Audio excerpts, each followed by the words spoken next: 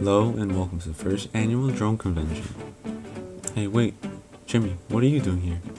My mom left me unattended and went to the supermarket. Oh, okay. So what do we have here?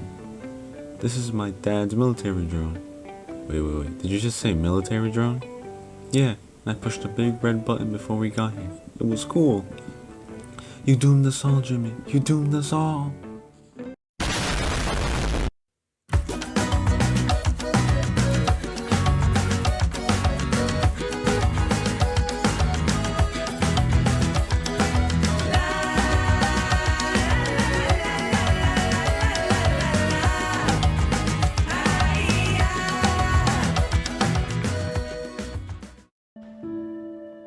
Three people have been killed in a knife attack in the French city of Nice.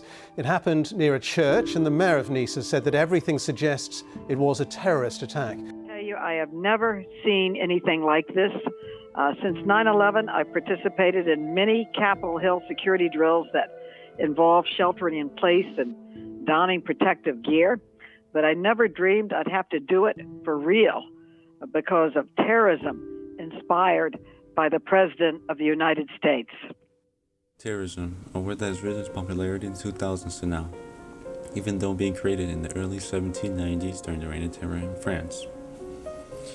Terrorism in the general sense is the use of violence to make others do the aggressor's will.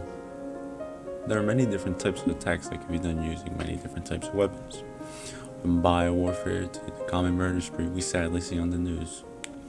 But many more of these acts are happening than what's being told by the news.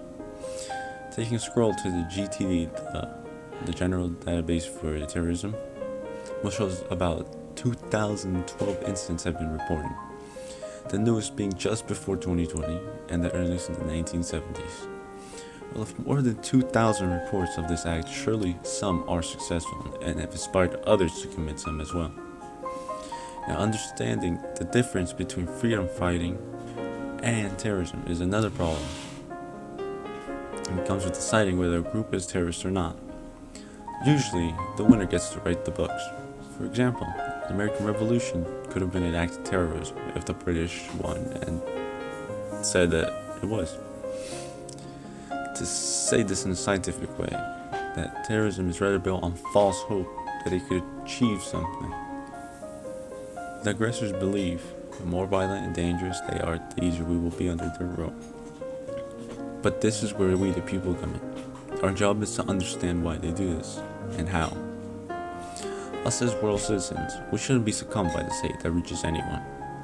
We need to stand up brother with brother, and instead of settling with fists, we settle with hugs. I know achieving peace is like teaching a chicken how to play guitar, but us humans are known to try to prove them wrong. An organization trying to do this is the ICT, the International Institute for Counterterrorism, which is based in Israel. But that's just one of many other groups and people pushing for the dream of a world with no hate and terrorism. But we all need to stand together. We all need to fight for the good and not break apart any problem. Governments need to stop spreading propaganda making others look bad for conflict. They need to arrange their agendas to not only help their country, but others as well. But in the end, if the government collapsed, society crumbled, those imaginary borders we so try to protect from outsiders will be gone.